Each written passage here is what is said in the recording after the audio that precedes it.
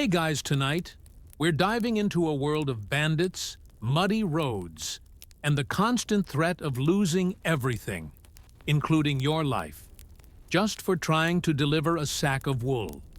Yes, welcome to the perilous profession of surviving medieval trade. How did anyone make it out alive? If that kind of story pulls you in, hit like and subscribe. But only if you genuinely enjoy this kind of content. And let me know in the comments where you're watching from and what time it is. Now dim the lights. Maybe turn on a fan for that soft background hum, and let's journey into the past together. You wake to the smell of pickled onions, horse sweat, and fear. Mostly fear. The onions are just a bonus. Outside your tent, if you can even call this canvas sack stretched over 2 sticks a tent, the narrow trade road from Cologne to Prague is already rumbling. Hooves clatter, wheels creak, and someone is already shouting about a missing barrel of salted fish. Welcome to the Hanseatic League's least glamorous morning routine. The year is 1382, and your name, for now, is Martin. Martin the Clothman, though you haven't seen an actual bolt of cloth in 3 weeks. Instead, you've been too busy bribing border officials, chasing off bandits, and sleeping with one eye open in roadside inns that double as flea-breeding sanctuaries. Your journey began, as most terrible ideas do, with a plan. A grand one, too. Travel from Bruges to Prague with a cart full of Flemish wool, a pouch of coins hidden in your boot, and dreams of striking a deal with one of those fancy Bohemian traders who speak 6 languages and drink wine like it's water. Real water, of course, being a death wish. What you hadn't planned for, or maybe foolishly ignored, was the reality of medieval trade routes. Not roads, but elaborate obstacle courses designed by someone with a personal grudge against merchants. Let's talk about roads for a moment. In theory, the Holy Roman Empire has them. In practice, they are deeply rutted dirt tracks lined with puddles, potholes, and the occasional corpse. That's not a metaphor. You saw one yesterday, just lying there, face down, pants missing, maybe robbed, maybe just tired of trying to navigate the Saxon countryside. Now, Martin isn't a fool. He didn't set off without preparation. He joined a caravan. 6 carts, 15 men, 24 curses per mile, all heading east toward the fair in Prague. The caravan master, Otto, claims to have made the journey a dozen times. He wears a boiled leather vest that smells like desperation and drinks beer for breakfast. He also carries 3 daggers and a pouch of dried apples. You trust him about as far as you could throw a barrel of rye. Still, Otto has kept the group alive so far, mostly by paying every toll keeper and bandit chieftain this side of Frankfurt. Did you know the average merchant paid tolls at over 30 different checkpoints between Flanders and Bohemia? It's true. Most tolls were supposed to be standardized. They weren't. The only standard was, how much gold can we squeeze from your terrified face before letting you pass? Today's toll? A bridge tax outside Nuremberg. The bridge is wide enough for a single donkey and a very narrow prayer. On the far side stands a man in chainmail who hasn't blinked since sunrise. His sword looks decorative, but the pile of broken wagon wheels behind him says otherwise. 3 coins, he barks. Otto argues. Of course he does. The law says 1, he shouts. The guard stares at him. 3. You nudge your cart forward and whisper to Otto, pay him. Out of your purse, then. You sigh and dig deep into your boot. 3 tarnished silver coins slide into the guard's waiting palm. He nods once. The caravan moves. Now, about your cart. Once brimming with neatly folded wool, it now resembles a traveling nest for angry cats. Rain got into it 2 nights ago, which, frankly, is the least awful thing to get into your cart. At least the wool only smells like damp dog. You've heard stories of merchants discovering plague rats in their cargo. Or worse, monks. And let's not forget the very real threat of bandits. Or, as medieval chroniclers like to call them, entrepreneurial laymen of the forest. Last week, somewhere between Bamberg and Bayreuth, the caravan came across a burned-out cart.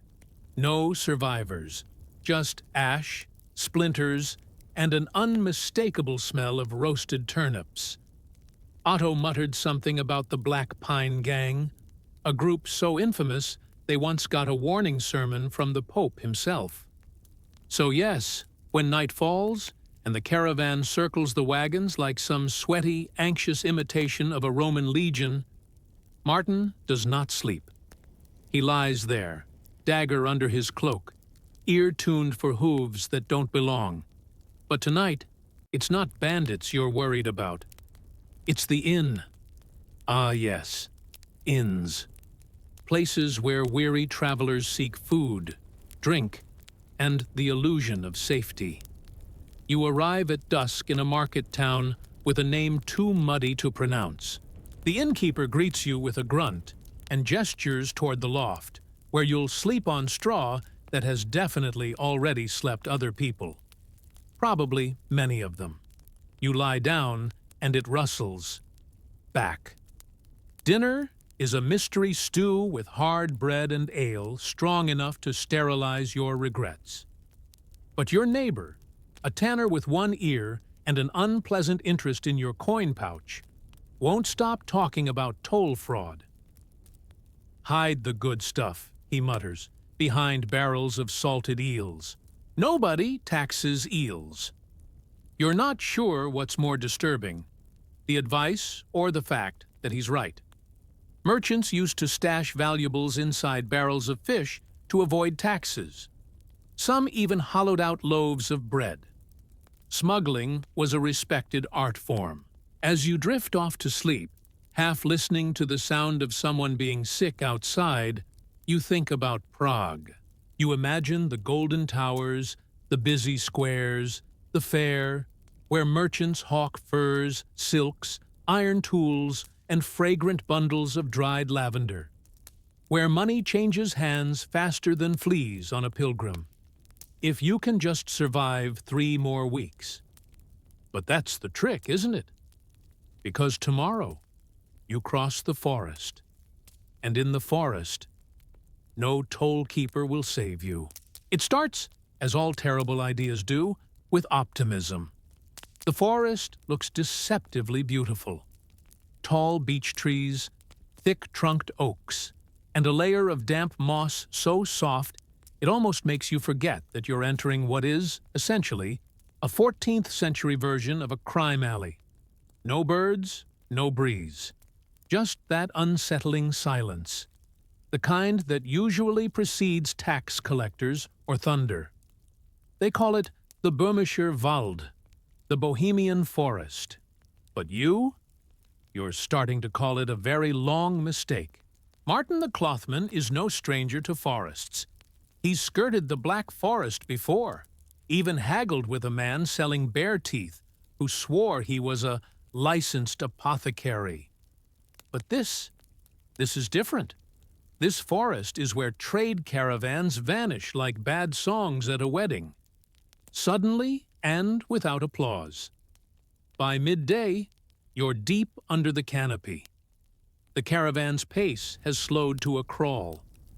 Every snapped twig sets someone reaching for a dagger. The horses are nervous. Otto is nervous. You? You're already planning your will in your head. I leave the remaining coin to... Actually, never mind. Just bury it with me. Otto halts the group at a clearing, more mud than meadow, and orders a pause. A whispered argument follows between him and Dietrich, the youngest of the guards, who looks like he'd rather be anywhere that isn't here. They're watching, Dietrich mutters. I swear I saw movement near the rocks. Rabbits, Otto says. Rabbits don't carry crossbows. T. Now there's a cheerful image. Armed rabbits. Why not? This forest already feels cursed enough. The Black Pine Gang, you've heard of them since before you ever touched a coin. A band of outlaws so well organized, they're practically a franchise. They have toll stations of their own. You pay them, or you pay in blood. Either way, something's getting taken. Merchants, you see, were the original jackpot. Unlike peasants, who typically only owned a goat and a growing sense of existential dread, merchants had real valuables, bolts of cloth, bags of coins, sometimes exotic goods like saffron, amber, or foreign spices, which meant to a bandit you looked like a walking treasure chest with very slow wheels. Otto orders the torches lit early, not for visibility, but to keep shadows from becoming hallucinations. You break for a rushed meal, more stale bread, and the kind of dried sausage that feels like chewing a knotted rope. It's not comforting. Nothing is. Then comes the shouting. You drop your food. 3 voices yelling from the trees, not close, but not far either. Otto barks orders. Form up, wagons in a circle. It's as medieval as it sounds. You scramble to drag your cart alongside the others. Shields are raised. Crossbows are drawn.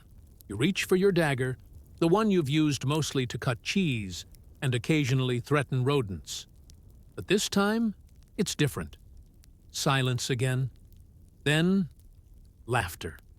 Mocking, high-pitched laughter, echoing through the trees. Great. Taunting bandits. Just what you needed to improve your digestion. But they don't come. Not tonight. Maybe it's the firelight. Maybe it's Otto's snarl. Maybe they're just bored. But the Black Pine Gang doesn't strike. Instead, they wait. Because sometimes the smartest ambush is the one you don't spring. Not yet. You sleep in shifts. You don't really sleep, of course. You nap while sitting upright, leaning on a damp cartwheel, every creak of the trees keeping your heart rate just below full gallop. And that's when it happens. Not an attack. A disappearance. You wake to find Dietrich missing. His gear's still here. So is his bedroll. But no boots, no sword, no Dietrich. Otto curses in 3 languages and orders a search. You stay with the carts, dagger out, pretending you'd be helpful in a fight. They don't find him, just drag marks in a torn bit of fabric. Maybe wolves, maybe worse. The forest doesn't care. By dawn, the mood has changed. The caravan moves like a funeral procession now, silent, slow, and hoping not to attract attention. Nobody jokes. Nobody sings. Even the birds keep their opinions to themselves. But you push on. Because stopping? That's worse. Around noon, the trees begin to thin. You see the first signs of another road. Old cart tracks worn into the dirt. Not fresh, not safe. But there. Otto breathes again. You cross a small river. More of a soggy trickle, really. And by mid-afternoon, the trees give way to a stony outpost, a watchtower, abandoned and half-collapsed. You camp here. No roof, no walls, but clear sight lines in every direction. Tonight, Otto posts double watches. You volunteer. Not because you're brave, but because sleeping feels worse. You sit atop a flat stone, blanket around your shoulders, dagger in hand, eyes on the tree line. The stars appear, faint behind a cloudy veil. And just when you're starting to feel alone, a voice beside you whispers, "Still got your coin pouch?" It's the tanner from the inn. How did he... Relax, he grins. I'm not here to rob you, just checking in. He reaches into his coat. You flinch, but he only pulls out a tiny cloth bundle. Nutmeg, he says. Rare, expensive. If we make it to Prague, I'll make a fortune. You stare. Then, slowly, you pull out your own item. A folded bit of Bruges wool, stitched with silver thread. Traders, you think. The dumbest brave people in the world. You share a few words, not many, but enough. He leaves before dawn, disappearing like fog into the tree line. And you? You look east. Beyond the trees lies the last stretch of the journey.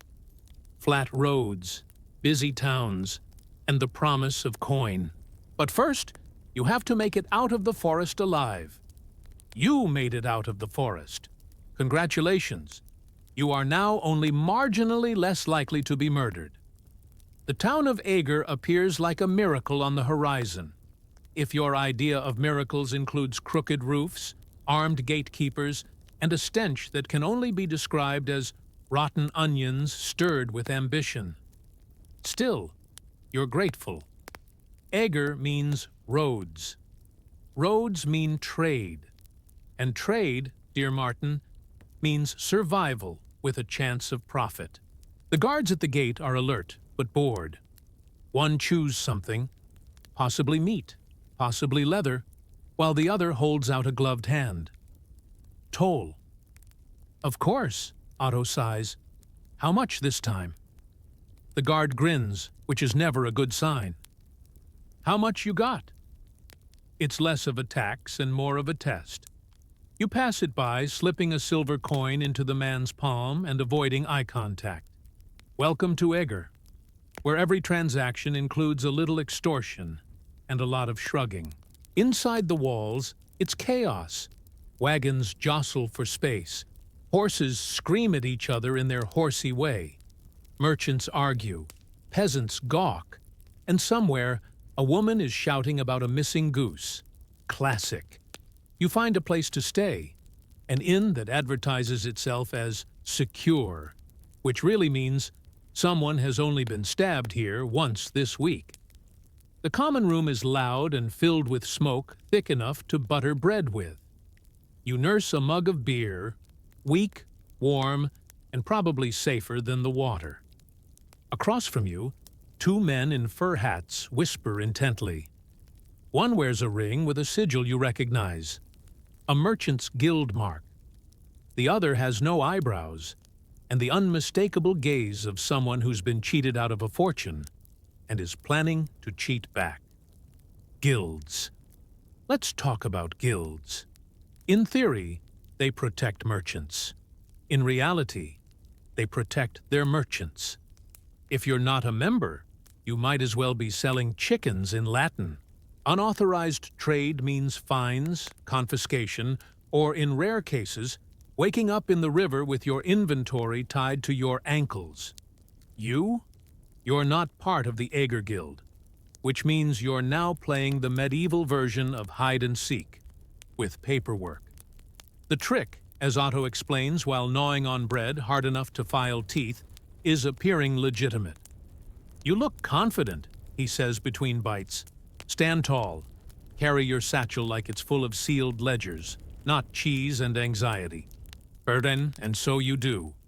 The next morning, you put on your finest, which is still damp from the forest, and walk to the open market like you've been authorized by the Duke himself.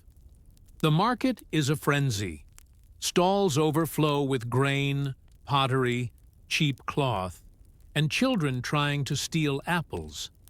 Everywhere, voices rise in a dozen tongues. You hear German, Czech, Latin, even the occasional snatch of Italian, shouted through accents thick enough to carve. You set up near the edge, less visibility, fewer questions, and lay out your goods. Not all of them. Just enough to look like you belong. A few passers-by glance at the Bruges wool, and one woman actually touches it, her fingers trembling slightly. Is it real? She asks. Imported directly from Flanders, you say smoothly, as if you didn't almost die in a swamp last week. She haggles. Of course she does. In medieval Europe, no price is final until both parties feel equally insulted. You argue for a bit, toss in a discount when she threatens to leave, and boom, your first sale. 2 silver coins. Not much, but it jingles like victory. Then comes the guild inspector. He looks like a tree that learned to walk. Thick neck, heavy boots, and a tunic marked with the guild's emblem. He walks in a straight line, right toward you. Name? He grunts. You smile, though your stomach tightens like a badly tied corset. Martin, the clothman, of Bruges. He picks up a bolt of cloth, sniffs it. Why? And then squints at you. You have papers? Of course, you lie. Left them at the inn. I was just... He interrupts. Tomorrow, bring them, or you don't sell. Understood? You nod so fast your neck cracks. He leaves. You exhale.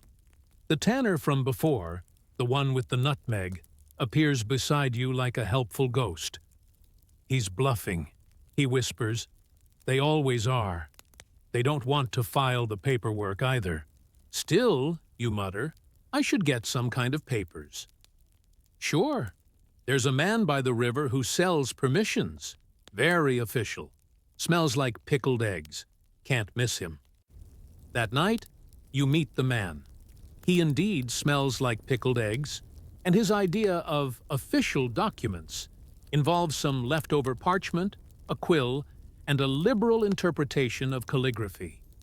He hands you a rolled paper sealed with red wax and a smirk. Now you're legal-ish. Back at the inn, you collapse into a bed that features all the charm of a sack of potatoes and none of the fluff. But you're alive. You've sold something. You have a semi-fake guild pass and only minor lice exposure. Progress. The next day, you trade more boldly. Word spreads. The Bruges man, they call you. You start to believe your own lie. And then Otto gives you the look. Time to move on. Because here's the thing about towns like Eger. Stay too long, and the balance shifts. The guild stops ignoring you. The guards stop pretending not to care. The tanner disappears, not gone, just moved on. Probably toward Krakow or madness. So once again, you load the cart. This time, lighter. A few bolts left. More coin in your pouch. Less food. The road east awaits. You're heading to Prague now. The heart of Bohemian trade. A place where fortunes are made, alliances struck, and merchants like you either rise or vanish. Otto walks beside you, chewing something unidentifiable. You sure? He asks. Not remotely, you reply. He grins. Good. That means you might survive. And so you roll onward, past the town gates, toward the final leg of the journey. But somewhere on the wind comes news. The fair in Prague has changed, and not everyone is welcome anymore. The final stretch toward Prague begins with a rumor, and, as is customary in medieval Europe, it's immediately treated as a fact by everyone within hearing range. The fair is restricted. Only local guild merchants can trade this year, says a beekeeper with breath that could melt iron. They say the king's son is attending, mutters Otto. Whole thing's been turned into a showcase.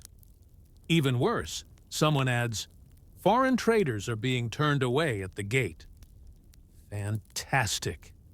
You, Martin the clothman, have just risked life, coin, and quite possibly hygiene to reach the one city that may now politely decline your existence. But you don't turn back. No merchant ever does. Turning back means admitting defeat, forfeiting profit, and worse, having to explain yourself to other merchants over bitter ale and pitying glances. So you go forward. The road narrows. More traffic now. Wagons packed with iron tools, salt fish, crates of apples, Sacks of something that smells both delicious and illegal. Pilgrims trudge alongside merchants, and somewhere in the distance, a church bell tolls loud enough to startle crows. You camp one last night in a ditch disguised as a meadow. It rains, because of course it does. By morning, the towers of Prague peak above the horizon like smug stone fingers. Now, a quick historical pill for your curious brain. In 1382, Prague was one of the largest cities in Europe, a melting pot of traders, clerics, and opportunists. Its Charles Bridge buzzed with market stalls. The old town square was a stage for spectacles and scams. And the fair? A brutal free-for-all of haggling, boasting, and tactical lying. But before you can taste any of that, you have to get in. And that's where things unravel. At the city gate, a guard stops your cart with a grunt. "Papers," he says. You smile, hand over your carefully forged guild permission, and prepare to exhale. Instead, he hands it back. "This isn't Prague Guild. Not valid." "I was told." "You were told wrong." Behind you, another merchant is let through with a nod and a handshake. He flashes a badge, a sigil pressed in wax. "Local guild." "You? You're just a Flemish outsider with decent fabric and no friends." Otto tries to argue, again his favorite sport. But this time, it goes nowhere. "Go around," the guard says. "North Gate. They're letting some foreigners through." "Maybe." You trudge away, bitter and exhausted, wheel wobbling, coin pouch lighter with each passing hour. The North Gate is less a gate and more a glorified hole in the wall watched by two guards who look like they were left out in the sun too long. You try again. This time your lucky star flickers. The guard looks at your parchment, then at you, then shrugs. 10 coins. You blink. "That's extortion." "No," he says. "That's hope." You pay. Of course you do. Inside Prague, at last, the streets are a blur of noise and smells. Roasted chestnuts, pig fat, dried lavender, mud, fire, and what you pray isn't human waste. The square is swarming. Tents and stalls form a colorful chaos. You see cloth from Florence, glass beads from Venice, iron blades from Nuremberg, and, bizarrely, a monkey wearing a hat. You set up your cart near the edge. Less foot traffic, more plausible deniability. Within the hour, you've made 2 sales, small but encouraging. A nun buys fabric for altar cloths, though you suspect it's for a side business. A man with silver earrings haggles over 3 buttons, then vanishes without paying. Standard. Then comes the problem. A local merchant walks by, stout, proud, and chewing on a pastry like it owes him money. He stops, eyes your goods, frowns. "This is Flemish wool." You nod proudly. "From Bruges." He sneers. "You're not guild. You can't sell that here." Before you can reply, he's already called over a guild steward. The steward, a man with the smile of a tax ledger and the charm of wet chalk, inspects your wares with the exaggerated disgust of a noble finding a flea in his wine. "You must stop," he says, "or we'll seize the cart." "But he gestures to the badge on his cloak. Guild law. You glance at Otto, who just raises his eyebrows and backs away slightly, as if to say, "I don't know this man." So you do the only thing left. You pack up, quickly, discreetly, and relocate, not to the market, but behind it. An alley, not a proper stall, just a wagon, a few bolts of cloth, and a hastily flipped crate. People still come. Women looking for cheaper fabric, travelers needing repairs, a priest who buys a red scrap for a ceremonial purpose he does not elaborate on. By evening, you've sold nearly everything, quietly, illegally, profitably. That night, you don't sleep in an inn. Too expensive, too exposed. Instead, you pay a stable boy a coin to let you hide in the hayloft. The air smells of manure and secrets, but it's warm, and more importantly, anonymous. You lie back and listen to Prague buzz around you. Somewhere nearby, a lute plays a broken tune. Someone is laughing too loudly. Somewhere else, someone is crying. You smile faintly. You survived the forest. You survived the guild. You survived medieval bureaucracy, which is honestly more terrifying than wolves. And now, as you curl under a blanket that still smells faintly of river rot, you wonder, what comes after survival? Because for the first time, Martin the Clothman isn't just passing through. He might just be staying. But in Prague, staying has its own dangers. And tomorrow morning? Tomorrow morning, someone comes looking for you. Morning breaks in the hayloft with the gentle, calming sound of someone shouting your name in a language you don't speak. You wake in a panic. That's the default setting now. Below, in the stable, boots scrape against stone. A voice calls again. "Handlare? Flemish?" You do the sensible thing. You don't move. You lie still, heart pounding, clutching your coin pouch like it's a small, itchy child. Above you, a pigeon watches with vague disapproval. Somewhere behind the stables, a dog barks. Not the hello kind of bark, but the something smells like a foreigner kind. After a minute, the voices fade. You exhale. One more morning alive, but not unnoticed. You've been in Prague for 3 days.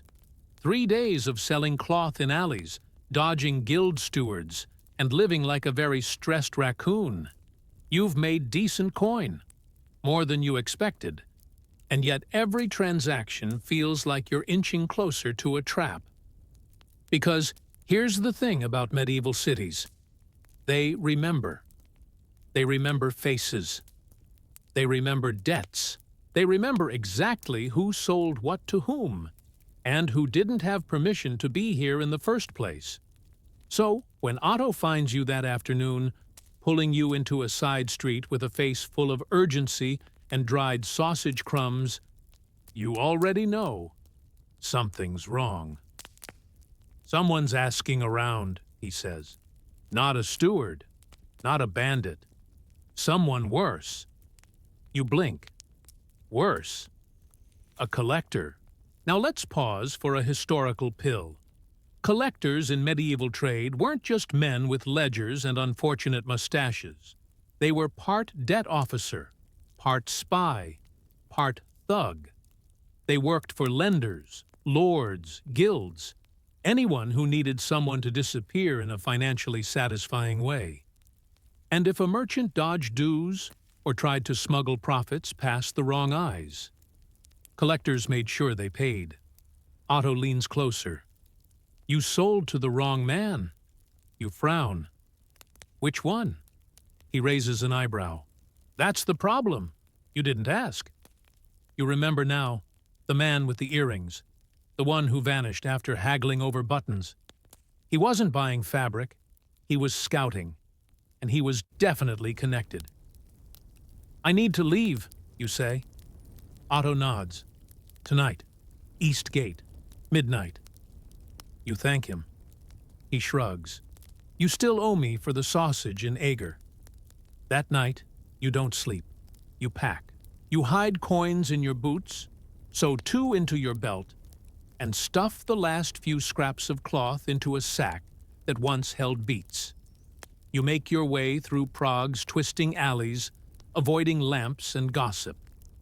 The East Gate looms ahead, unmanned at this hour. Just a low wooden barrier and the sort of wind that makes promises it doesn't keep. And then you see him. Not Otto, the collector. He stands by the gate like he owns it. Lean, dark cloak, expression carved from wood. You freeze. He speaks calmly, like you've already lost. Martin the Clothman, he says. From Bruges.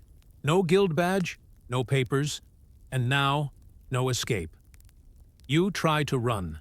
It goes about as well as expected. You manage 3 steps before he trips you. You fall hard, the sack bursts, cloth tumbles across the cobblestones like silk confetti.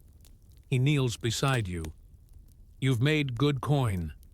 You don't answer. He doesn't need you to. Then, unexpectedly, another voice. Leave him, it says. You both turn. It's the tanner. The one with the nutmeg. Only now, he's wearing a different coat, marked with a sigil you don't recognize, but the collector clearly does. Guild. Real guild. Problem? The tanner asks. The collector frowns.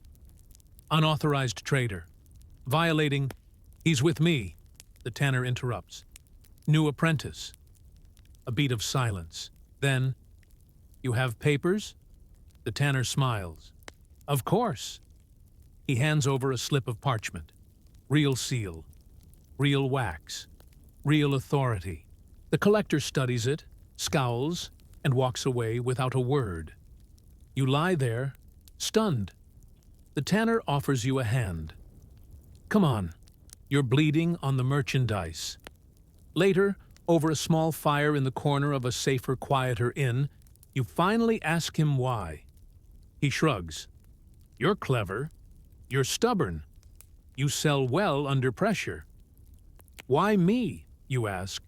Because, he says, I need someone to run goods to Krakow. And you look like you could outrun a tax officer if properly motivated. You laugh.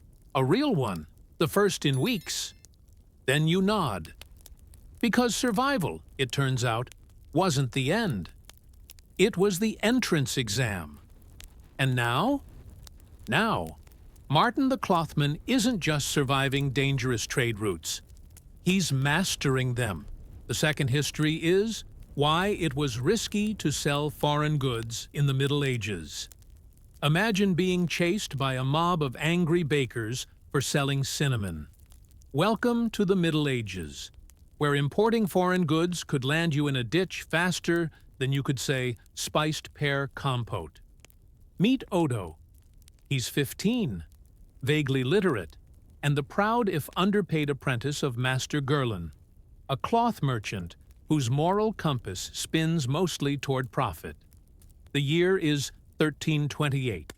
The town is Denwald, not important enough to be on any map, but extremely important to its own residents, who believe it to be the center of Christendom and also the universe. Odo's job is to sweep the shop floor, smile at customers with all 3 of his remaining baby teeth, and carry heavy bolts of cloth on his narrow back while pretending not to collapse. Master Gerlin, on the other hand, has been making suspiciously quiet visits to the docks lately. That's never a good sign. Now, for context, importing goods in the Middle Ages wasn't like ordering off Amazon. It involved secret deals, shady porters, bribes to customs officials, and a healthy dose of lying to both the church and your competitors. Spices, silks, foreign glass, even non-local salt. All of these came with risk. Guilds hated outsiders. Town councils feared foreign influence. And let's not even get started on the clergy, who believed that peppercorns were little black beads of moral decay.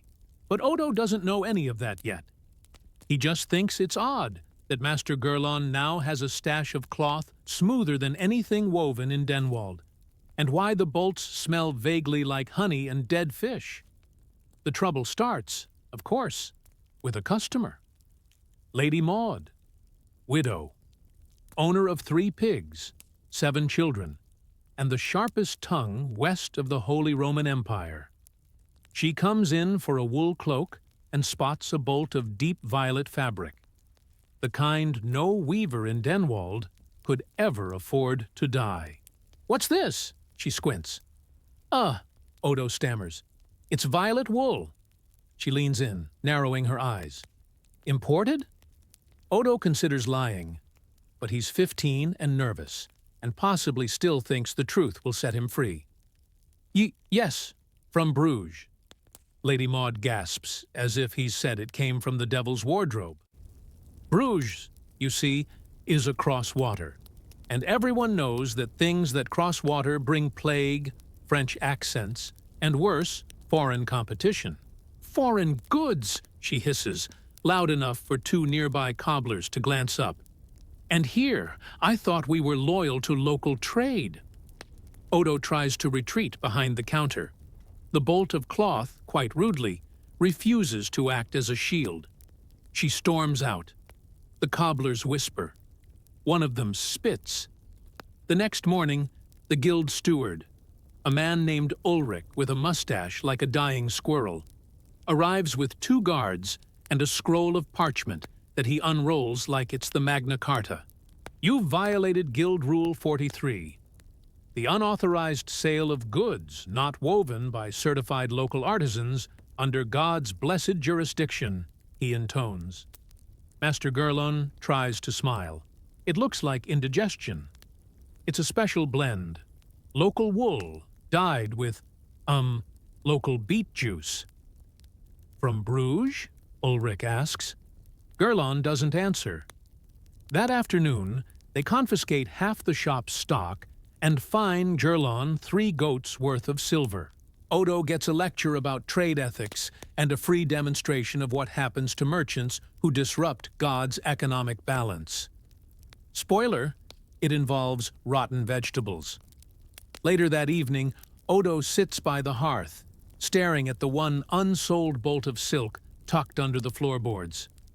It's too fine for peasants, too suspicious for nobles, and too shiny for anyone in town to trust. And yet, it's beautiful. But beauty, Odo is learning, comes with consequences. The town is buzzing now. Rumors swirl faster than flies around the butcher's stall. Some say Gurlon is trafficking in Saracen goods. Others whisper the cloth was cursed by Moorish tailors. One priest claims it might be dyed with pagan beetles. The truth? It was dyed with indigo from a port in Genoa and smuggled past 2 customs posts inside a barrel of smoked herring. But go ahead and explain that to a crowd raised on superstition and beer. As night falls, Odo wonders if maybe, just maybe, selling normal, scratchy gray wool for the rest of his life wouldn't be so bad. And yet, something about that violet cloth still glows in the dim light. Forbidden, exotic, dangerous. The next morning, a stranger knocks at the shop. She's wrapped in layers, her accent thick, her boots muddy from weeks of travel. She asks for Master Gurlon, and then, seeing only Odo, opens her satchel. Spices. Real ones. Pepper, cinnamon, nutmeg. Things that smell like wealth and warning signs. And just like that, the risk gets worse. But so does the reward. You see where this is going, don't you? The stranger doesn't give her name. She doesn't have to.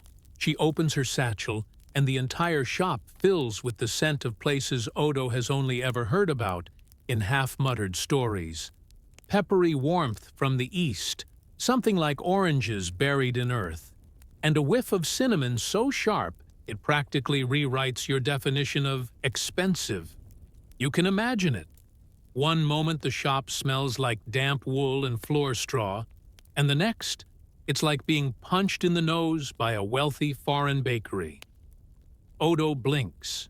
Master Gurlon is out, he says, which is true if you consider hiding behind the shop after the guild raid to be an absence. The stranger doesn't care. She sets the satchel on the counter. He ordered half a stone of pepper and 1 bolt of silk. I brought 2, in case he wanted to show off. The words land heavily. 2 bolts? That was practically a public beheading waiting to happen. Odo's knees itch with anxiety. But then he sees it. Tucked beneath the packets of spices, like a king beneath a quilt. The silk. No, not silk. Silk. The kind of fabric you only ever see in tapestries, on royal pilgrims, or maybe your dreams after eating too much barley stew. It shines, it glows. It looks too fine to touch without getting excommunicated. And now it's sitting on his counter. The stranger raises an eyebrow. He'll want to hide it well. He nods. We, specialize in floor storage. She smirks, and for one brief moment, Odo forgets to be terrified. The transaction is simple. She leaves a slip of parchment with a scrawl that might be a name or a threat, then disappears into the fog like some kind of medieval Batman. Odo is left alone, with silk, spices, and a gut full of nervous ambition. Now you might think a sensible apprentice would wait. Hide the goods. Tell Master Gerlon. Burn some incense and hope the church doesn't sniff out the cinnamon. But Odo is 15, and 15-year-olds make bold decisions, especially when they're stupid. By noon, the shop is open. The bolt of silk is tucked safely beneath the floor, and the pepper is not. It's on the counter, in a little bowl, labeled "A Taste of the East," which he wrote in charcoal on a scrap of parchment he definitely wasn't authorized to use. A curious baker wanders in. Odo offers him a pinch. "Just sprinkle it on broth," he says, channeling confidence he hasn't earned. It changes the flavor entirely. They use it in Venice. That's when the mistake crystallizes, because the baker doesn't care about Venice. But he does care that pepper is worth more than meat, and this scrawny apprentice is handing it out like breadcrumbs. By sunset, the town knows. By morning, the guild knows. And by afternoon, the church knows. You might think the church had better things to do in 1328. Plague outbreaks, moral scandals, rampant illiteracy. But you'd be wrong.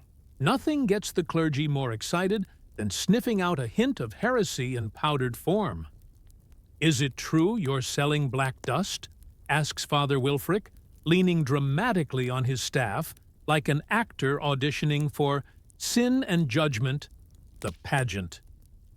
Odo swallows. "Pepper.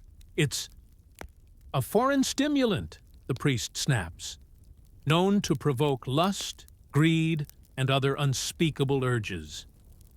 It goes on soup. So does sin." The townsfolk gather. Ulrich the guild steward shows up with a constipated expression that suggests he's either extremely angry or just hasn't eaten in a few days. "This violates local monopoly law," he growls. "Spices not approved by the Guild of Culinary Rectitude are forbidden." Yes, that was real. A whole guild existed to regulate flavor. Because when life is bleak and short, the only thing worse than starvation is unauthorized seasoning. A trial is suggested. Then an inquisition. Then, because Denwald loves a good scandal, a full public hearing in the square. By now, Master Gerlon has emerged from wherever morally ambiguous merchants go during a legal crisis. He surveys the situation with the calm resignation of a man who once tried to sell faux Italian lace to a bishop's niece. "You gave them the pepper, didn't you?" he mutters. Odo nods. "You put it on the counter?" Another nod. "And you labeled it?" Slight shrug. Gerlon sighs like he's aged 10 years. "Well," he mutters, "at least you didn't bring out the cinnamon." "Not yet," says Odo helpfully. The church hearing takes place on a rickety platform that creaks with moral authority. Father Wilfric reads from the Book of Approved Ingredients. Odo is forced to list everything he knows about spice origins, which turns out to be probably somewhere east of Normandy. Gerlon is fined again. This time, it's not goats. it's public shame. He's ordered to donate 2 bolts of cloth to the guild, 3 jars of questionable barley to the poor, and 1 full confession to the church, in writing, signed in ink made from local berries and not imported squid. Odo? He's sentenced to 1 week of street cleaning duty, plus a full day of humble labor in the monastery garden, where he must weed the herb patch while reciting psalms. Ironically, he learns more about actual spices there than he ever did in the shop. As he yanks up a clump of thyme under the watchful gaze of Brother Tadeus, Odo reflects on several important truths. Never sell spices to bakers. Never label anything a taste of the East within earshot of a priest. And most importantly, never underestimate the wrath of local guilds who feel culturally threatened by ground coriander. But the silk? Ah, the silk is still under the floorboards. And someone is coming back for it. You'd think after a trial for unauthorized pepper distribution, Odo would take a nice long vow of silence, maybe retreat into monkhood, or at the very least, learn to fear spice jars. But no. 3 days after the incident, he's back behind the counter, trying to sell wool that smells like mushrooms and self-pity, while the floorboards beneath his feet hold secrets too shiny to stay hidden. Master Gurlon is unusually quiet, which is never a good sign. He's pacing the shop like a man waiting for a tax collector or a scolding from his mother. And given that both are equally terrifying, it's hard to say which would be worse. Did she say she was coming back? Gurlon asks for the 4th time that morning. She didn't not say it, Odo offers helpfully. Gurlon groans. You don't understand, boy. That woman isn't just a traitor. She's connected. To Bruges. Gurlon gives him a look normally reserved for people who mistake rats for chickens. To people, you cabbage. People who operate outside guilds. People who pay no taxes. People who, he lowers his voice, make profit without permission. Ah, the underground economy, medieval black market edition, a thrilling mix of risk, salt smuggling, and your neighbor mysteriously owning nutmeg. Odo blinks. You mean criminals? No, merchants. Worse. That afternoon, the stranger returns. No fanfare, no entourage, just boots, mud, and a satchel. Same smirk, same air of someone who's been to Constantinople, seen 7 ways to die, and picked the funniest one. You kept the silk? She asks, as if there were other options. Gurlon nods solemnly. Safely hidden. She raises an eyebrow at Odo. Beneath the floorboards? Odo opens his mouth to deny it, closes it again, nods. The merchant shrugs. Better than hanging it in the window, I suppose. She sets a small pouch on the counter. Gurlon lifts it, like it might explode, revealing coins. Gold coins. You don't understand. Gold in Denwald is rarer than politeness. People are still trading with salted cheese wheels and favors owed from 1322. This is the down payment, she says, for the next shipment. Odo's eyes widen. There's a next shipment? There's always a next shipment, she replies, already walking away. And with that, she vanishes again. Probably to meet with smugglers, or hire a mule, or do something deeply glamorous and illegal. The next 2 days are chaos. Gurlon turns the back room into a sorting station. Odo is put on floorboard duty, which involves stashing silk, checking for rot, and shooing away the cat that keeps mistaking the bolts for a litter box. Then things get worse. Because it's never just about the goods, it's about the people who want the goods. First, it's a noble woman, Lady Aselina. She arrives in a carriage that looks like a wedding cake made of wood, trailing perfume and 4 unpaid servants. She walks into the shop and immediately sniffs the air like a hunting dog. "You have foreign fabrics," she says. Gerlon fakes a smile. "We have fine fabrics." She steps closer to the counter. "You have Bruges silk, possibly Persian, and you've hidden it." Odo tries to step in. "We don't sell anything illegal." She narrows her eyes. "I didn't say it was illegal. I said it was hidden." See, this is the danger of medieval luxury. Everyone wants it, but no one wants to be seen wanting it. You have to pretend. Pretend you loathe foreign indulgence while buying it under the table and having it sewn into your petticoats. Lady Aselina makes a simple offer. She'll take 2 bolts of silk and a small jar of cinnamon in exchange for silence. And also, of course, payment. Odo looks to Gerlon, who nods. And just like that, they're in. Not merchants, not traders, but participants in the shadow economy of whisper trade. That sweet spot between legal and lunacy. But shadow economies cast long shadows, because the next visitor isn't a lady. It's Brother Trencavel, a monk. But not the helpful, psalm-reciting kind. He's the church's investigative presence, which is a polite way of saying he shows up when something smells like heresy and coin. He's wearing a robe the color of old parchment, and an expression that suggests joy died decades ago. "Word reaches the Abbey," he says, "that items of foreign origin are being sold. Items not sanctified by the Guild or the Church." Gerlon coughs. "Certainly not. We sell only wool. Local wool." Brother Trencavel leans forward. "I smell cinnamon." That's probably just Odo. Cinnamon does not come from Odo. Odo tries to disappear into the floor. Fails. Trencavel surveys the shop.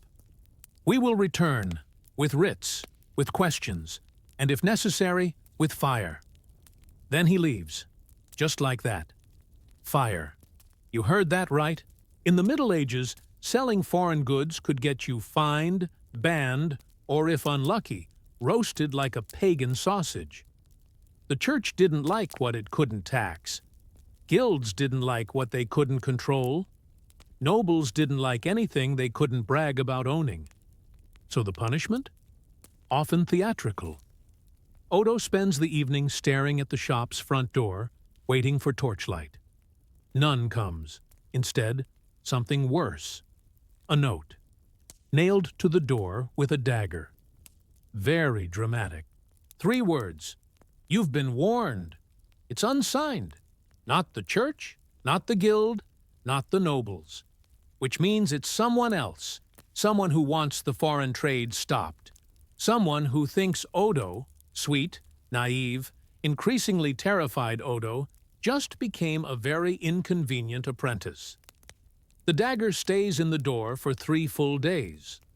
Not because no one dares remove it, but because no one wants to touch something that might be cursed, poisoned, or, worst of all, dramatically symbolic.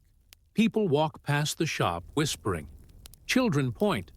One even dares poke it with a stick, only to be pulled away by his grandmother, who mutters something about foreign enchantments, and starts reciting protective prayers with all the subtlety of a town crier.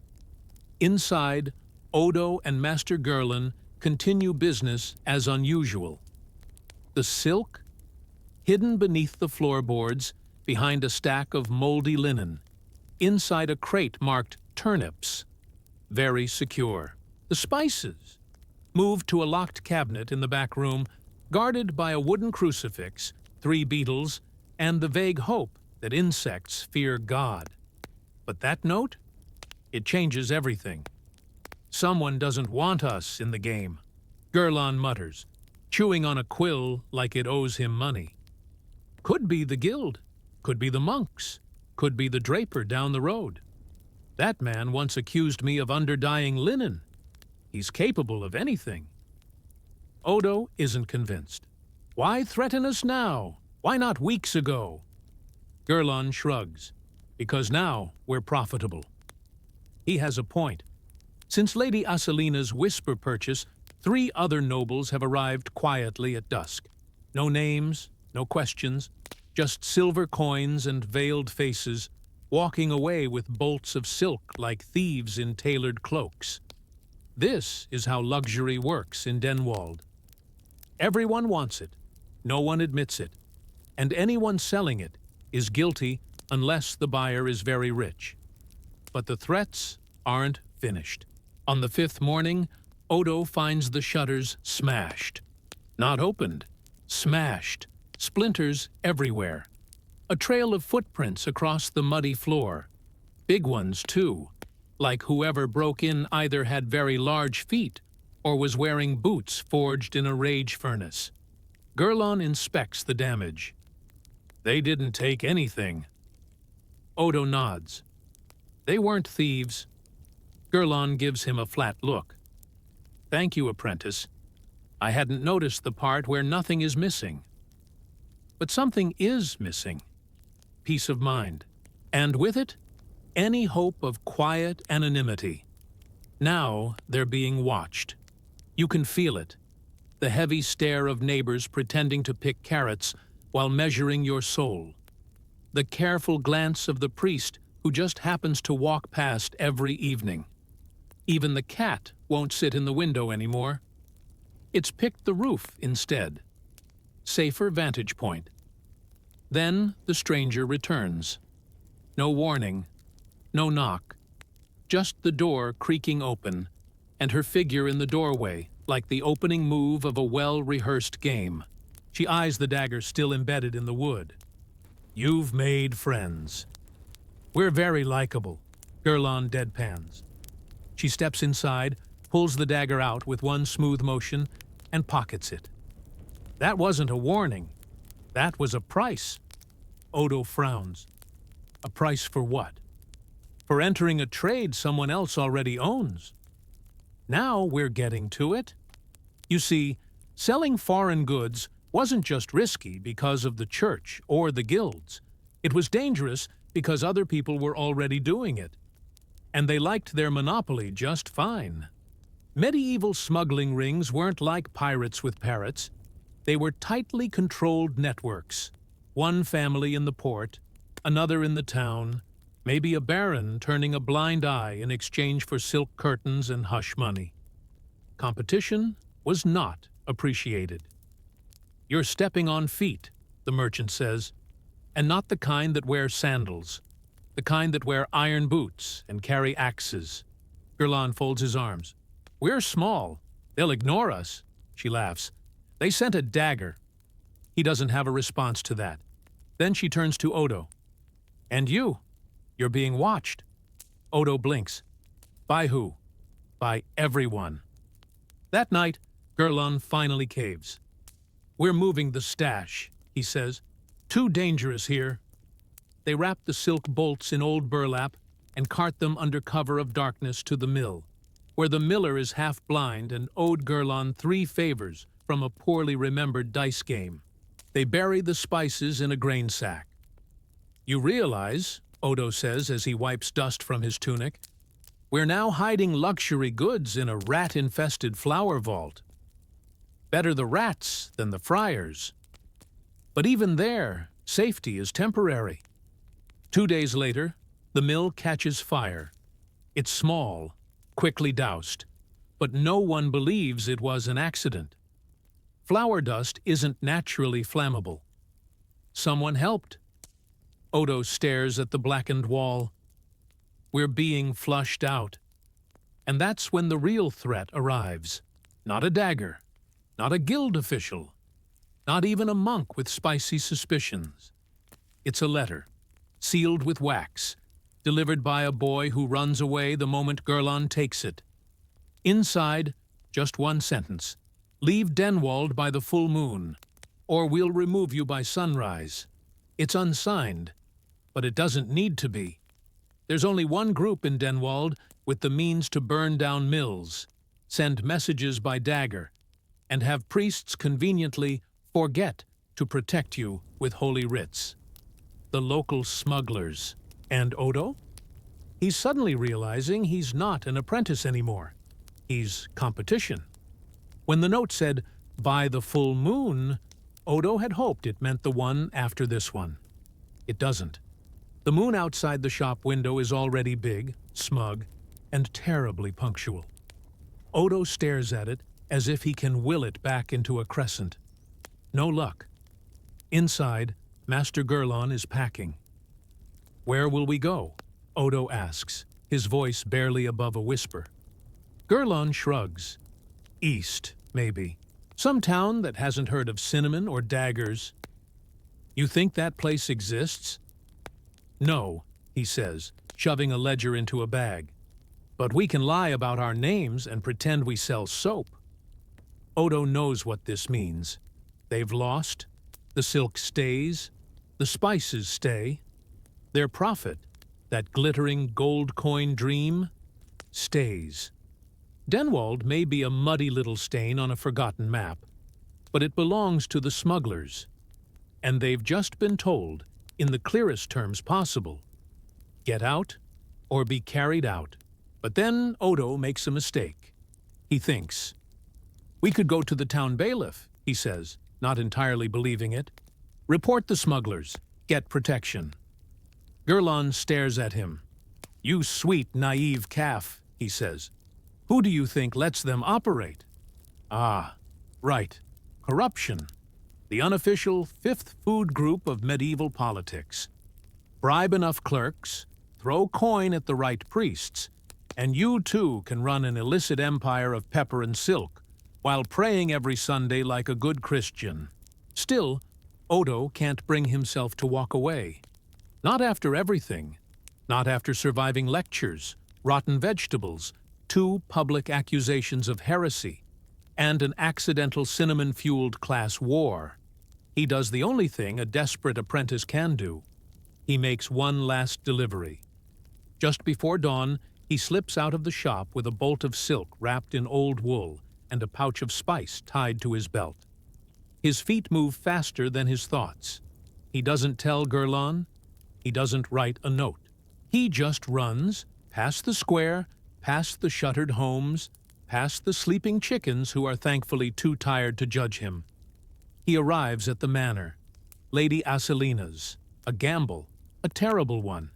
She is, after all, one of them. A noble, yes, but the kind who likes to sip foreign wine while preaching about the importance of local craftsmanship. The kind who buys silk only if it's been hidden inside a sack of oats and sworn into secrecy. But Odo is out of options. He kneels, knocks, waits. She doesn't answer, but her steward does. A thin man with the expression of someone who was born disappointed and raised by rules. "What is this?" he asks, eyeing the package. "A gift," Odo lies. "For Lady Aselina." The steward hesitates, then opens the door wider. 20 minutes later, Odo sits in her parlor, which smells like perfume and power. She appears in a silk robe, probably imported, definitely unacknowledged, and sips something hot from a cup he's certain came from Spain. "You're the apprentice," she says. "Yes, my lady." "You're in trouble." "Yes, my lady." She smiles. "Good." He stares. "I beg your pardon?" She leans forward. The smugglers overreach. The guild is weak. The clergy are easily persuaded. A pause. "But I like order, and I love control." Odo swallows. "Are you offering help?" "Let's not call it that," she says. "Let's call it a redirection of investment." The terms are simple. She will purchase the remaining silk and spices. Discreetly, of course. But not for herself, for redistribution. Controlled, quiet trade. No flashy labels, no open displays, no teenage apprentices handing out pepper samples like they're selling sausages at a fair. In exchange, she will discourage the smugglers from further interference. "By discourage," Odo asks, "you mean?" She doesn't answer. She doesn't have to. When he returns to the shop, The sun is up. So is Gerlon, pacing and muttering about travel cloaks. Odo tells him everything. The merchant blinks. "Lady Aselina?" he says. "You trusted Lady Aselina?" "She's better than a dagger," Odo replies. That afternoon, the dagger is gone. So is the threat. The smugglers? Silent. Absent. Or perhaps quietly relocated.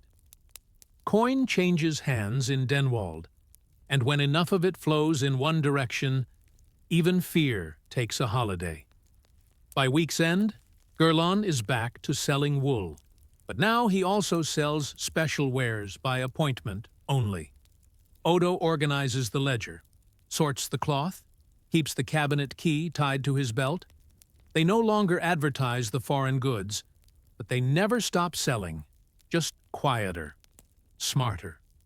At night, Odo dreams of ports, of spices he's only smelled, of fabrics so fine they hum under your fingers. He doesn't want to be an apprentice forever. He wants to travel, to trade, to learn the difference between a Genoese shipment and a Venetian one by smell alone. But for now, he waits. And when someone new walks into the shop, stranger, cloaked, smelling faintly of sea and secrets, Odo does not flinch. He simply smiles. Looking for something special? And that's where we end. Odo survives. The silk survives. And Denwald? Well, it's still small, still muddy, and now just a little bit richer and riskier. The third history is why sleeping in inns was a gamble for merchants. Imagine paying good money to be bitten by fleas in a bed that already smells like 3 previous guests and a suspiciously moist sheep. Welcome to your average night in a 14th century roadside inn, where hospitality was just Latin for "you might survive the night." Osbert of Lavenham was a cloth merchant, and a decent one too, which meant 2 things. 1, he had coin. 2, he frequently had to leave home to spend it. And every time Osbert set out across England's blessedly pothole-ridden roads, he faced the same gamble. Where would he sleep? And would he wake up with all his organs still inside him? Tonight, Osbert found himself standing outside an establishment in the town of Dunstable. The sign swinging above the door featured a faded red cock. The name of the inn, not a warning, though either could apply. You can almost feel the creeping damp of the stone walls, the scent of boiled onions leaking from the doorway, and the distinct aura of mild regret that clung to the building like smoke. Now, inns, in theory, were supposed to offer food, drink, and a place to rest one's weary bones. In practice, they often offered disappointment seasoned with lice. You see, this was an age before travel agencies, before online reviews, before even the concept of a standard mattress. You picked an inn based on what was still standing, what had room, and how desperately it wasn't raining. As Osbert pushed open the door, he was greeted by warmth, not of welcome, but of body heat and stale breath. The main hall was crammed with travelers, some upright, some horizontal, all trying to pretend this was fine. Smoke curled around the rafters. A pig wandered under the trestle tables. A man in the corner coughed with the determination of someone hoping to make a point, possibly about the Black Death. The innkeeper, a woman with the broad shoulders and facial expression of a failed siege tower, gestured Osbert toward the back. "Beds upstairs, one corner. Don't move the bucket."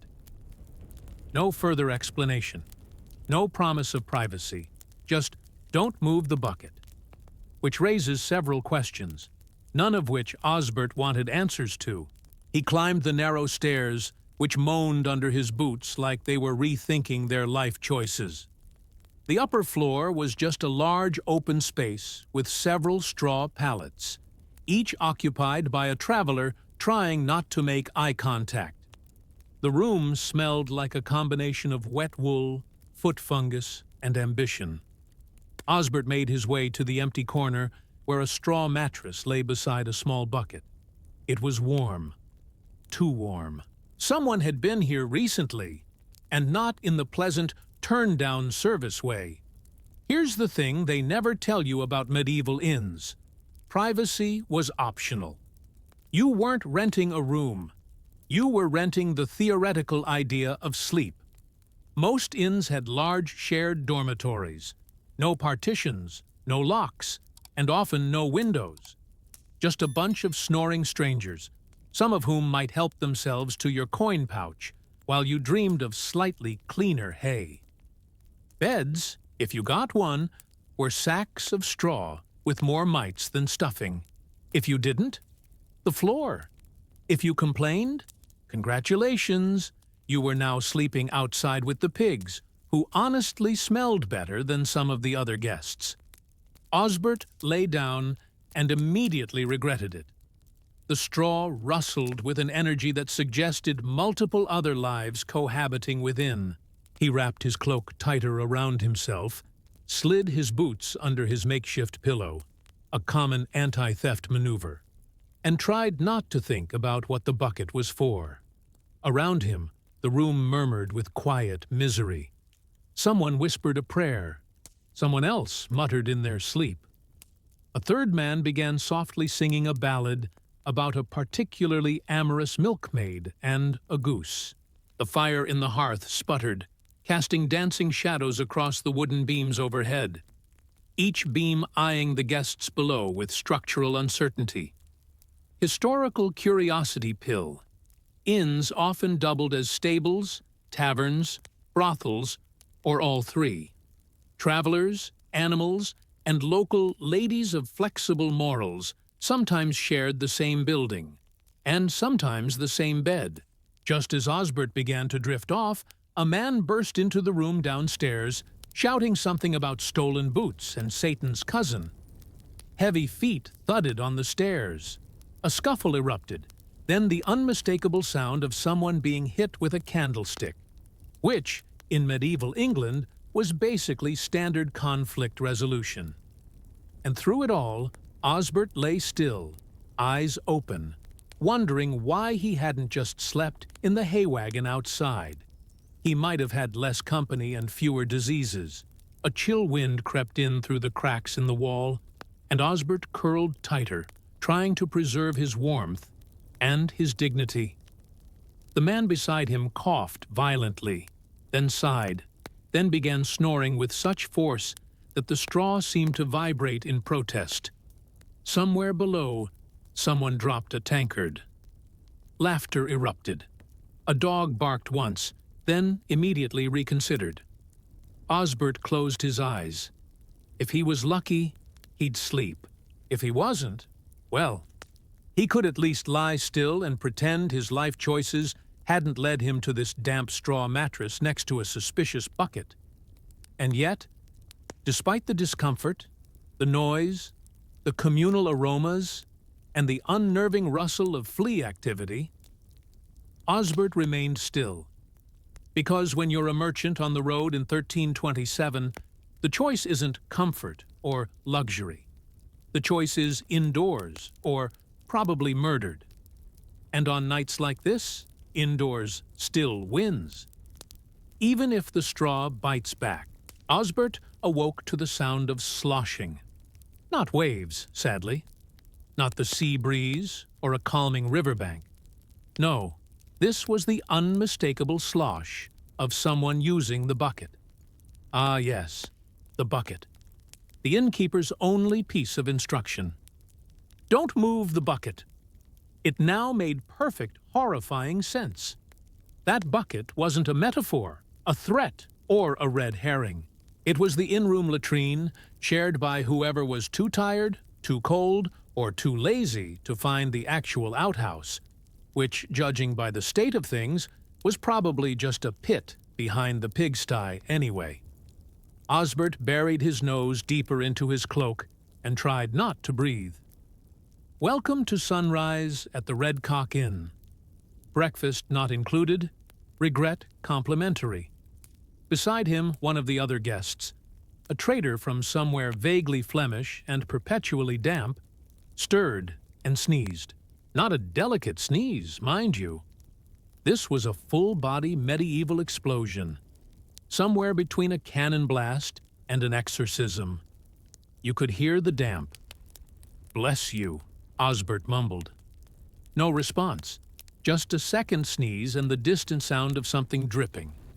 Now, here's a fun historical detail. Many inns didn't wash bedding between guests, because why waste precious hours and water when you can just flip the straw over and call it fresh? If someone died in your bed the night before, and this wasn't uncommon during outbreaks of plague, typhoid, or really bad cheese, you'd never know, unless they forgot to take their teeth with them. Osbert sat up. His back crackled like firewood. His knees informed him that they were officially unionizing. He took inventory. Cloak, present. Coin pouch, tucked in the sock. Socks, still moist. Boots, surprisingly, not stolen. He eyed them suspiciously anyway. Medieval theft etiquette wasn't so much finders keepers as you were foolish enough to sleep, so now you own less. Downstairs, the inn was already alive with the sounds of breakfast, which, to clarify, was not a cheerful buffet of bread and butter. It was a single pot of yesterday's stew, reheated and now only mildly resentful of your digestive tract.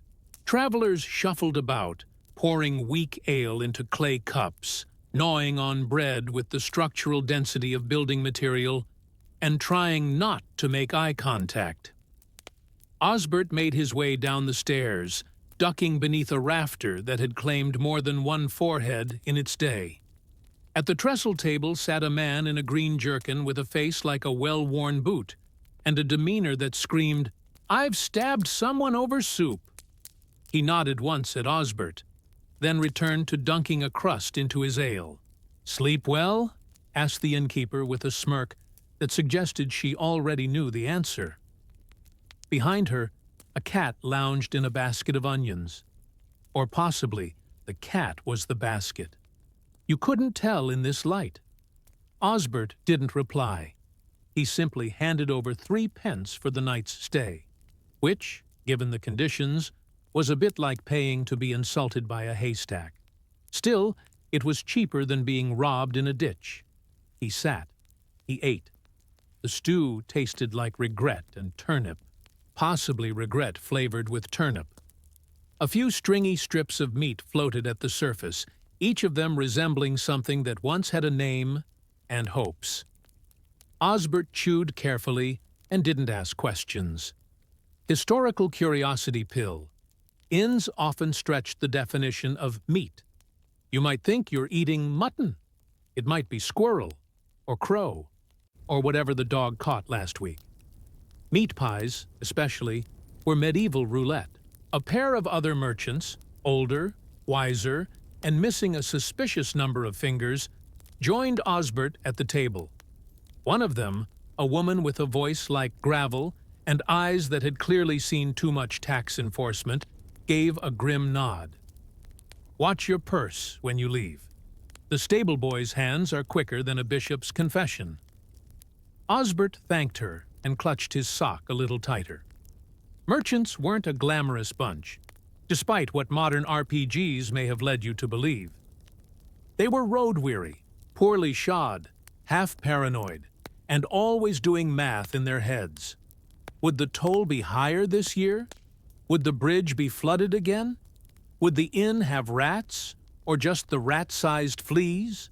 And most importantly, would they make it to the next town without being robbed, tricked, overcharged, stabbed, or taxed? Not necessarily in that order. Leaving the inn, Osbert passed the stables. His mule, Henrik, stared at him with the dull, world-weary eyes of an animal who'd spent a lifetime hauling bolts of fabric across England's fine selection of potholes, bogs, and road bandits. Osbert gave him a pat. "One more day," he muttered. "One more town. One more in. Hopefully, fewer buckets. A voice called from behind him. The innkeeper again. If you pass through again, rooms will be full. Got a troop of mummers coming next week. Mummers? Osbert asked, raising a brow. She nodded. Actors, performances, and worse, lute players. Osbert shuddered. Nothing cleared out a dining hall faster than an enthusiastic lute solo. I'll take my chances on the ditch, he replied. He hit the road again, mule in tow, cloak flapping behind him like a damp banner of mediocrity. The town faded into the horizon, and Osbert began the next leg of his journey. A 3-day walk to the fair at Northampton, where he'd sell dyed wool, haggle with monks, and sleep, once again, in a bed that might already contain several dozen previous occupants. And somewhere on that road, with the sun peeking over the horizon and the faint odor of communal stew still clinging to his beard, Osbert smiled, because even if inns were a gamble, the road was worse, and he had 3 more to go. The road to Northampton was uneventful, if you define uneventful as only mildly life-threatening. Osbert trudged onward beneath a sky so uniformly gray it felt personally offended by the idea of sunlight. His mule, Henrik, was in one of his contemplative moods, the kind where he stopped every hour to gaze meaningfully into the distance, as if remembering a past life in which he wasn't hauling fabric for a man who routinely lost dice games to friars. By the time Osbert reached the outskirts of Northampton, his boots had absorbed more water than a sponge in a monastery kitchen. Mud clung to every seam of his clothing. His last dry shirt, a generous term, as it was really just his least damp, had begun to smell like an ambitious cheese. And still, he held on to one shimmering hope. Tonight's inn might be better. Spoiler, it wasn't. The Queen's Shilling sat nestled between 2 fishmongers and a smithy, whose chimney appeared to be losing an ongoing battle with gravity. The sign outside dangled on one hinge, creaking with a noise that could easily double as a medieval murder confession. It was painted with what might once have been a regal woman, but now looked more like a startled badger in a wig. Osbert stepped inside. The moment he crossed the threshold, the warmth hit him.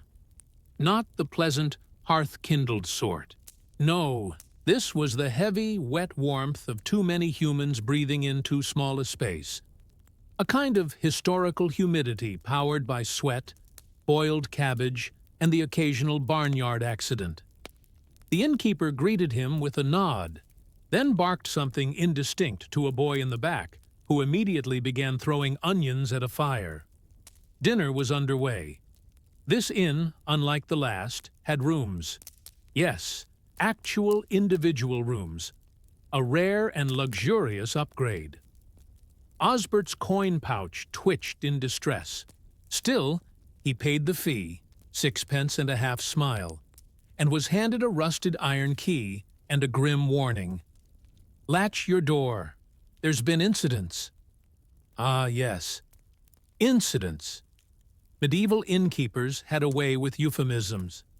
Incidents could mean anything from a guest being robbed to a guest being redistributed, limb by limb, in a barrow behind the latrine. Osbert ascended the crooked staircase to room 3, a narrow slot of space just wide enough for a cot, a stool, and a bucket. Yes, again with the bucket. He was starting to suspect it was the true national symbol.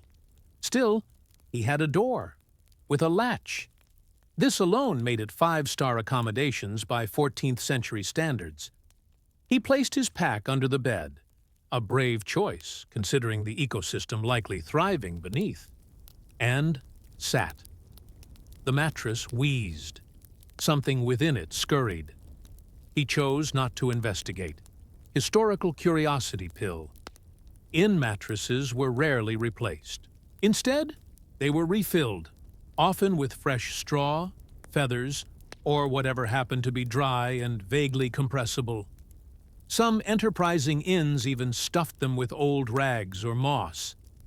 Just ignore the occasional rat skeleton. From downstairs, he heard shouting. Not the usual drunken bellowing, but something more rhythmic, chanting, and a tambourine. He froze. Pilgrims. A dozen of them had arrived while he was checking in, holy men and women en route to a shrine, and therefore spiritually inclined to sing. A lot. Loudly. Especially in groups. Especially after ale. Sure enough, they filled the common hall with chants, psalms, and the occasional deeply off-key hymn to St. Olaf, the patron saint of making everyone else deeply uncomfortable. Osbert slid the latch closed, stuffed his boots against the door as a makeshift brace, and tried to settle in. He was nearly asleep. Nearly, when the chanting gave way to arguing. Pilgrims, it turns out, were just as capable of bickering as merchants. The topic seemed to be whether a nearby relic, a finger bone of St. Cuthbert, reportedly, was real or just a parsnip someone carved after too much mead. This escalated into shouting, some slapping, and finally the unmistakable sound of someone being thumped with a lute. Osbert sighed and rolled over. Somewhere under the bed, a flea began biting his ankle. The door rattled. Just a little. He froze again. Another rattle. Then a voice, too slurred to be trusted with a candle, muttered, "Wrong room. Sorry, love," and stumbled away. "Latch your door." Right. Osbert made a mental note to sleep holding his boot. Morning came slowly, like a hungover monk. The light through the tiny window was milky and cold. Osbert stretched, groaning, and sat up, only to find the door ajar. The latch? Still down. The window? Still shut. The boots?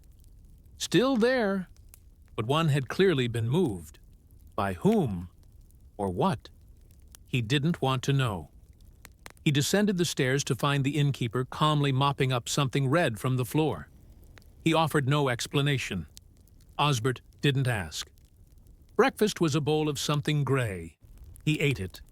A child, possibly one of the innkeepers, possibly just a goblin that wandered in, stared at him the entire time.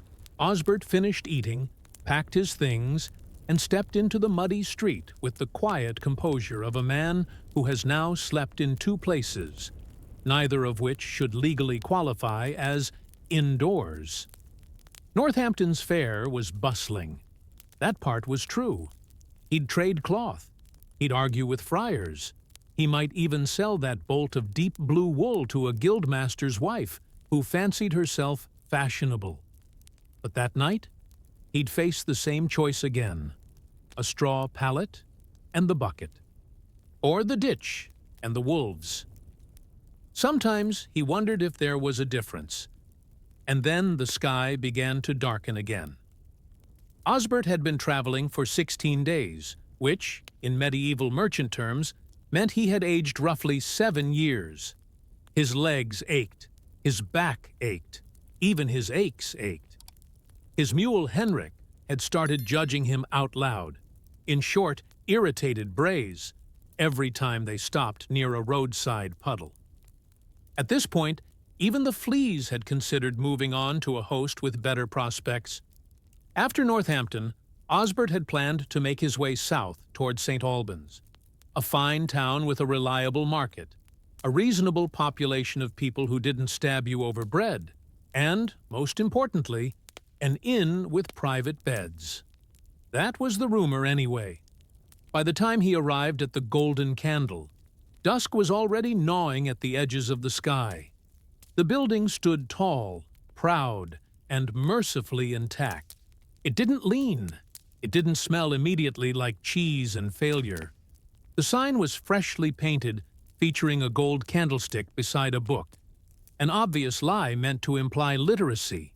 Still, Osbert was filled with something dangerously close to optimism. The interior was quiet, clean-ish. The air smelled of roasted onion and boiled beef. A clear improvement over dead things and old shoes. The fire crackled gently. No visible rats. Only one unconscious person near the hearth, and they were snoring peacefully. A good omen in these parts. He approached the innkeeper, who, gasp, wore shoes. Clean ones, with buckles. "Room for the night?" Osbert asked. "Aye," the man replied. 8 pence. Bed, bread, broth. Shared room, though. 5 others. Osbert flinched. Not because of the price. He'd paid more for worse. But because 5 others meant 5 wild cards with elbows. Still, he handed over the coin and received a brass key with a small wooden tag. Room 2. Upstairs, the shared quarters were neat enough. 6 beds, real ones, with carved wooden frames and what appeared to be actual linens. Thin, scratchy linens, sure, but whitish, and possibly washed within the current calendar year. He chose the bed nearest the wall, far from the door, with the best view of the room. Merchant survival rule. 114. Never sleep near exits. That's where the burglars and bar fights start. Now, here's the thing about shared rooms. The problem isn't just the noise, it's the personalities. His first roommate arrived with a chicken. Not in a cage, not outside. Tucked under his arm like a particularly anxious loaf of bread.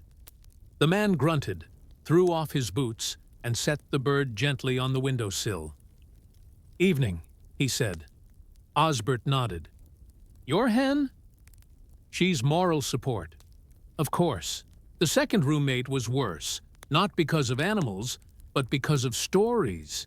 He was a miller, and millers, as everyone knows, talk, incessantly, loudly, and about things no one asks to hear, like grain prices, barrel rot, or the time their cousin got kicked by a cow so hard he started speaking in tongues. By the time the 6th guest arrived, a quiet woman with more knives than pockets, the room was a stew of clashing energy. The hen stared at them all as if silently judging their life choices. Dinner was served in the common room. Broth, bread, a hunk of questionable mutton that still had opinions. Osbert returned upstairs to find the miller already asleep, snoring with a pitch and volume that suggested he might, at any moment, summon angels or collapse a wall. He climbed into his bed. The straw mattress was lumpy, but the sheet was dry, and the pillow only faintly resembled a sack of potatoes. This, Osbert thought, might actually be a good night. And then the chicken pooped on the windowsill. Now, the real danger wasn't the bird. It wasn't even the snoring. It was the thieves. See, medieval inns were the perfect hunting ground for criminals. Travelers were tired. Roads were dangerous. Locks were rare.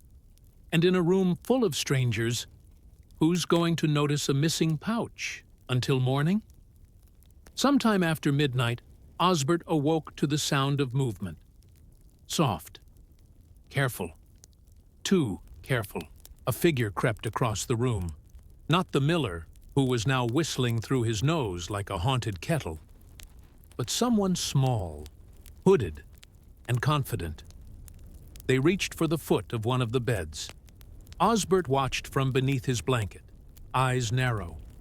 The thief crouched, fingers slipping beneath the mattress. Then, a whisper. "Leave it. It's mostly turnips." The hooded figure froze. The knife-filled woman was sitting upright in her bed, one blade in hand, smiling. The thief stood, grunted, and scurried back through the door. No one screamed. No one moved.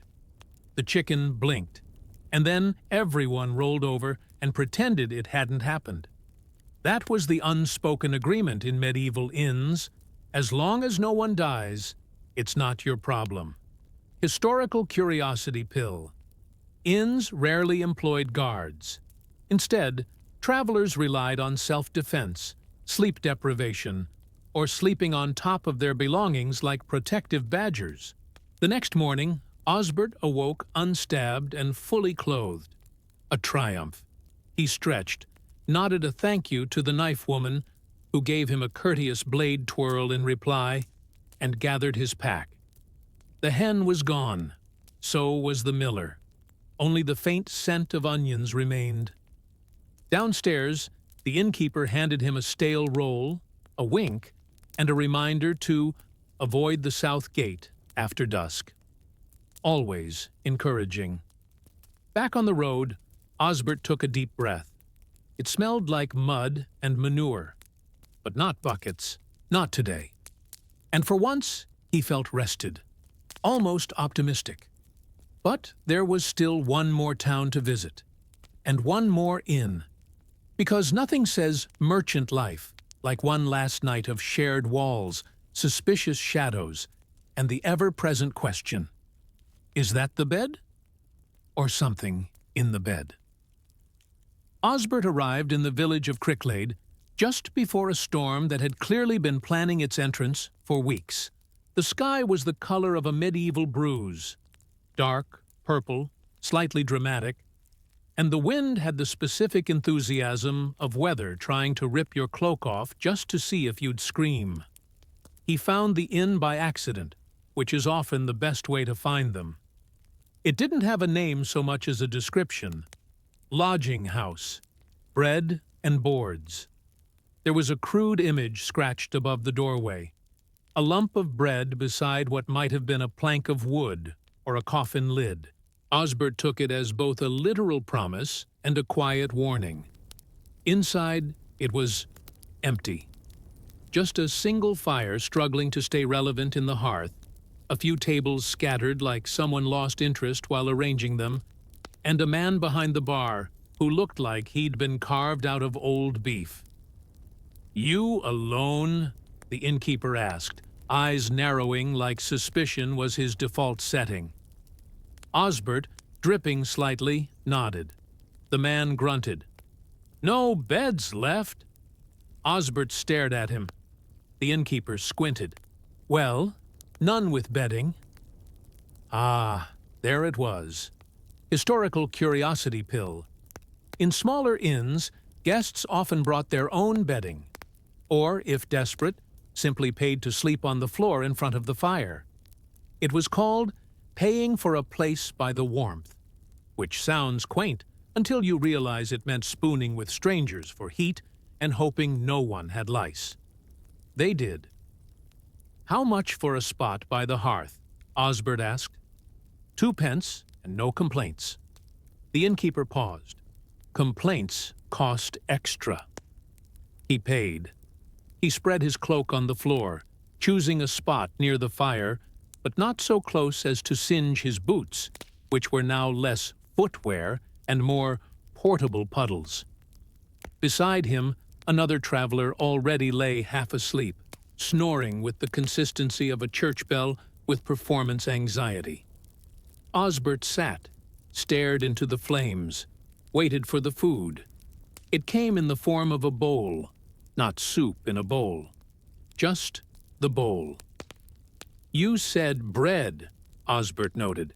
The innkeeper shrugged. "Used it in the stew. Might be in there. Somewhere."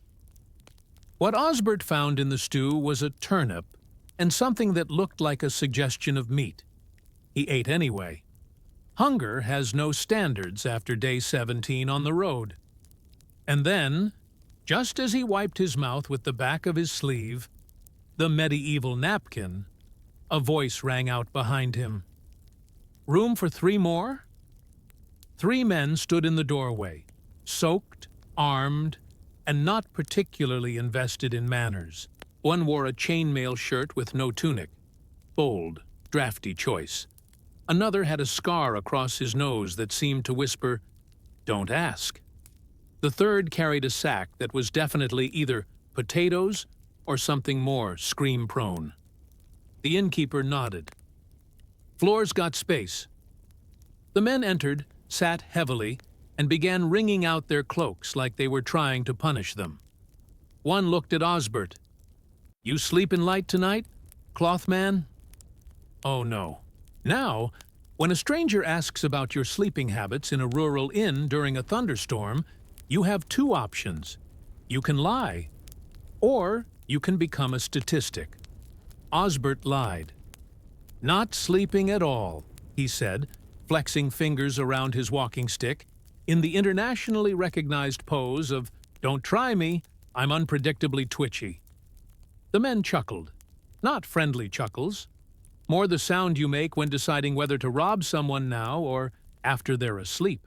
Osbert lay down anyway, tucking his coin pouch into his underclothes, a move affectionately known as the peasant bank vault, and closed one eye. Just one. Enough to rest, not enough to die in. At some point, someone stepped over him. At another, someone on him. But neither stole his boots, so he called it a win. He slept like merchants often did, uncomfortably, cautiously, and with the sort of dreams that mostly involve haggling over the price of salted fish. When dawn bled pale and cold through the cracked shutters, Osbert awoke to find the fire dead, the floor emptier, and the innkeeper nowhere in sight. The three men were gone. So was the sack. So, curiously, was a barrel of pickled onions near the kitchen. Osbert checked his pouch. Still there, though someone had rearranged the coins. That felt oddly invasive. He stood. His back cracked so loudly, the man by the hearth sat up in alarm, then went back to sleep. Breakfast? None. Goodbye? Also none. Just the sound of rain easing up, the faint stench of cabbage, and the knowledge that his road-weary body had survived yet another night of the medieval inn system, a system built almost entirely on shared discomfort, suspicious stains, and mutual distrust. He stepped outside, blinking against the light. Henrik the mule was still there, chewing on something confidently. Osbert didn't ask what. He strapped the cloth bundles back onto the saddle, adjusted his pack, and turned east, toward home. Not because the road was done, but because he was. And as he walked, squelching softly in boots that had now crossed 3 counties, 6 inns, and approximately 1,000 unexpected bodily noises, Osbert smiled. Not because the inns had been pleasant, but because he wouldn't have to sleep in one again. At least, not for another month. And so ends the story of Osbert the merchant, survivor of straw beds, suspicious buckets, and shared rooms with poultry support animals. Sleep tight tonight, dear listener. At least your bedding doesn't rustle back.